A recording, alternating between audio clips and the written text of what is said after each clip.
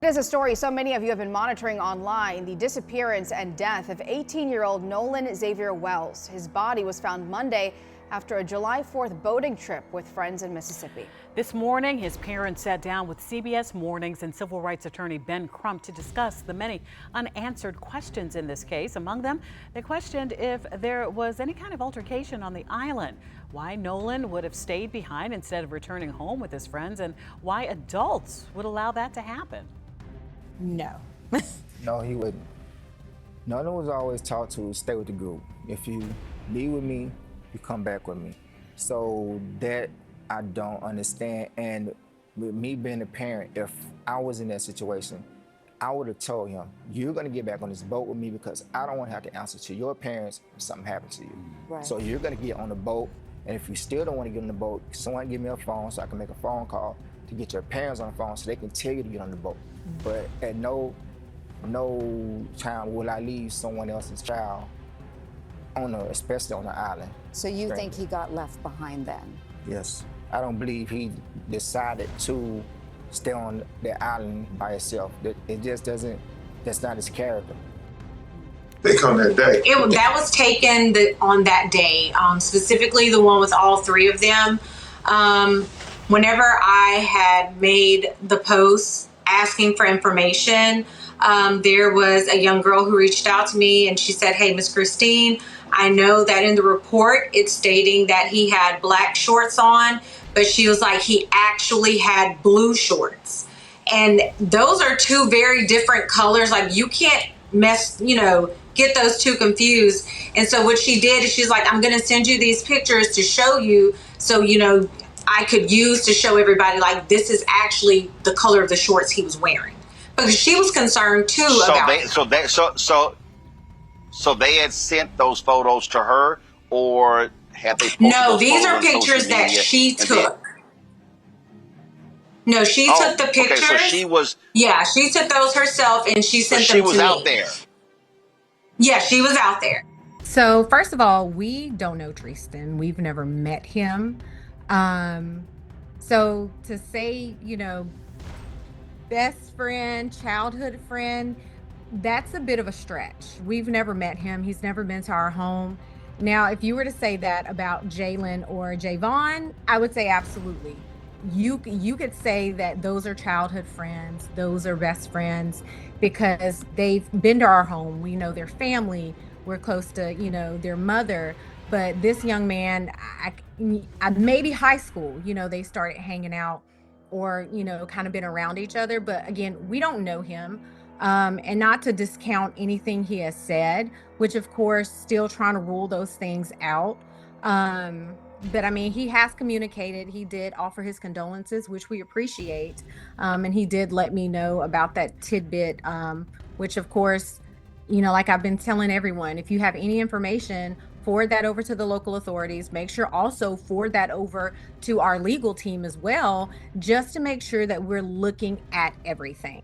So when we made it home, my sister and I actually went through Nolan's cell phone, particularly Snapchat, because that is so popular with the children. And when we opened it up, there was nothing. There were no saved pictures. There were no snaps from that day. And we did open it before the 24-hour expiration.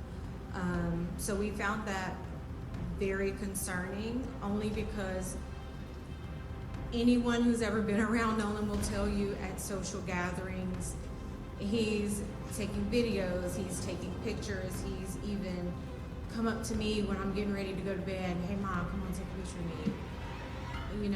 Like that was Nolan. So that's why we feel that things may have been deleted, was because of the fact that there was nothing in either one of his accounts. But I do want to say this. I would hope that any parent who, God forbid, would be in our situation, I would hope that you would do the same thing. I would hope that you would ask for any help receive any help to get answers, because at the end of the day, that's all we want. We just want to know. We just want to know what happened and why our baby didn't come home. Like that's our biggest thing. And we are so grateful to everyone, family, friends, classmates, United Cajun Navy, everybody that's assisted us. We appreciate you. There's not enough thank yous that we could say or give to you, but I just, we just want to know. We want an honest, thorough investigation. That's all we're asking for. Have you ever noticed how, in the world of hip-hop, the loudest stories aren't always the ones that begin with a diss track? Sometimes, they start with a few carefully chosen words. A casual remark. A podcast clip that seems ordinary at first. Then, almost overnight, the entire internet begins connecting dots that nobody was talking about just a day earlier. That's exactly what happened when Rick Ross found himself at the center of a conversation that quickly grew far beyond a simple exchange of opinions. At first glance, it looked like another routine moment in hip-hop media. Fans have seen artists criticize each other before. They've watched podcast hosts challenge rappers, rappers respond, and social media explode with reactions. In an industry built on confidence, competition, and strong personalities, disagreements are nothing new. In fact, they're almost expected. But every once in a while, a story comes along that feels different. Not because of how it starts, but because of where it leads. This wasn't just about Rick Ross. It wasn't just about Rory and Mal. And it wasn't simply another headline that would disappear after a few days. As more people paid attention, the conversation expanded into something much bigger. Suddenly, names with decades of history behind them entered the discussion. Long-standing business relationships became part of the narrative. Fans began revisiting moments from years ago, trying to understand whether this was simply another public disagreement or a glimpse into the complicated network of respect, loyalty, and influence that has always existed behind the scenes of the music business. The internet did what it always does. It slowed every clip down. It replayed every sentence. Every facial expression became a topic of debate. Every pause was analyzed as though it carried a hidden meaning. Within hours, thousands of videos appeared across YouTube, TikTok, and X, each offering a different explanation of what had happened. Some people were convinced Ross meant every word exactly as he said it. Others believed the situation had become much bigger than he expected. And before long, speculation began moving faster than the actual facts. That's the fascinating thing about the modern entertainment industry. Information travels at incredible speed, but context often struggles to keep up. One person shares a theory. Another repeats it. A third presents it as though it's already confirmed. Before anyone realizes what's happening, an assumption has transformed into what many people believe is reality. That's why stories like this deserve a closer look, not to create more drama, but to separate what actually happened from what people merely think happened. Rick Ross has spent nearly 2 decades building one of the most recognizable brands in hip-hop. Long before this controversy, he established himself as more than just a successful rapper. He became a businessman, an entrepreneur, and a symbol of ambition. His image has always revolved around confidence, discipline, and the idea that success comes from thinking bigger than everyone else. Whether discussing music, investments, or personal goals, Ross has consistently projected the mindset of someone who believes that limitations exist only for people willing to accept them. That mentality helped transform him into one of the industry's most successful figures. Album after album, business after business, he expanded his influence far beyond the recording studio. He invested in companies, built his own label, supported new artists, and repeatedly emphasized the importance of ownership and financial independence. To many fans, Rick Ross represented a blueprint for turning musical success into lasting wealth. Because of that reputation, whenever Ross speaks publicly, people pay attention. His interviews rarely stay confined to the people in the room. Every statement immediately becomes content for reaction channels, podcasts, blogs, and social media pages. Supporters celebrate his confidence. Critics question his approach. But almost everyone agrees on one thing. Rick Ross knows how to keep people talking. That's exactly what happened here. The initial comments directed toward Rory and Mal immediately sparked conversation throughout the hip-hop community. Some viewers agreed with Ross completely. Others defended the podcast hosts. The debate spread quickly because both sides already had loyal audiences willing to argue their perspective. At that point, however, most people assumed the story would follow a familiar pattern.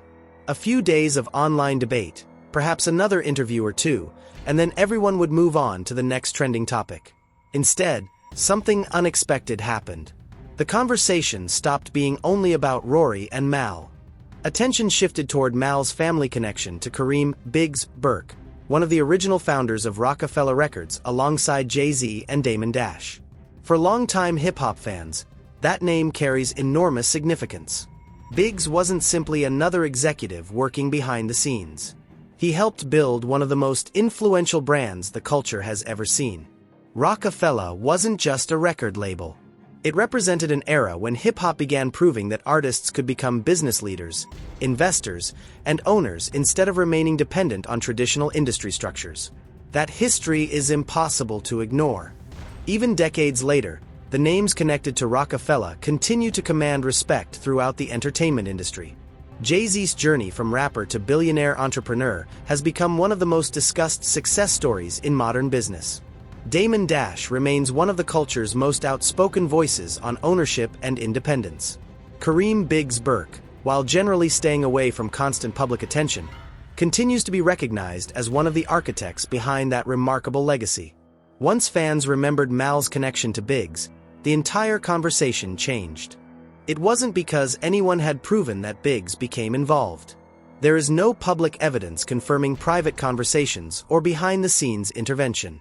But the connection itself caused many people to look at the situation differently.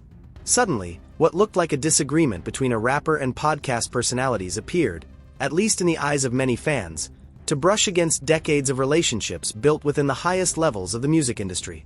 And that's where curiosity took over. People began asking questions instead of simply reacting. Did Ross anticipate how far this discussion would travel? Did he expect fans to immediately connect Mal with Biggs? Or was this simply another example of social media expanding a story far beyond its original scope? Those questions became more popular than the original comments themselves. One reason is because hip-hop has always been about more than music. Relationships matter. Reputation matters. Loyalty matters. Behind every successful artist exists an entire network of executives, producers, mentors, longtime friends, business partners, and collaborators whose influence is rarely visible to the public. Fans understand that even if they don't always see it. So when a story appears to touch that network, curiosity naturally increases. Ross himself has often spoken about the importance of learning from experienced people. In previous interviews, he described receiving valuable career advice from Jay-Z early in his career, explaining how that guidance encouraged him to become more productive as a songwriter and think differently about his work. That story demonstrated the level of respect Ross has expressed for influential figures who helped shape the business side of hip-hop. That background made the public conversation even more interesting. Not because it proved anything, but because it reminded everyone just how interconnected the industry really is. Every major artist has relationships that audiences rarely think about. Some collaborations last months. Others last decades. Sometimes competitors become business partners. Sometimes former rivals become mentors. Sometimes the people making the biggest decisions aren't standing in front of microphones at all. And as this story continued unfolding, those invisible connections became almost as important to the conversation as the original disagreement itself. Meanwhile, the internet continued doing what it does best, turning every small detail into a major talking point. Reaction channels started uploading hour-long breakdowns. Podcasters began debating whether Rick Ross had crossed an invisible line. Comment sections filled with thousands of opinions from fans who believed they had finally uncovered the real story. Some argued that Ross had every right to say exactly what he wanted. After all, hip-hop has always rewarded confidence and directness.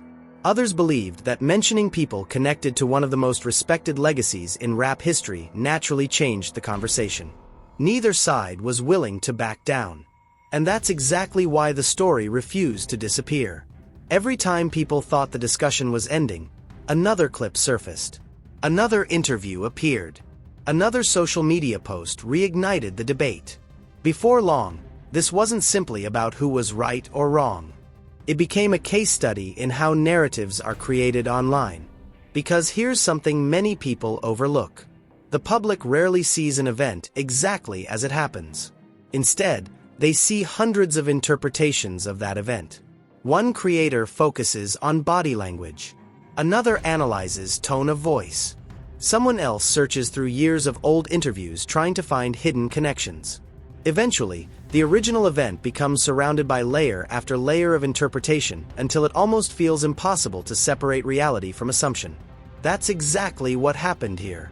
The more people talked, the more complicated the story became. One moment in particular caught everyone's attention. As fans continued revisiting Rick Ross appearances, many believed they noticed a difference in the way he was speaking. Not necessarily what he was saying, but how he was saying it. The same confidence was still present. The same larger-than-life personality remained.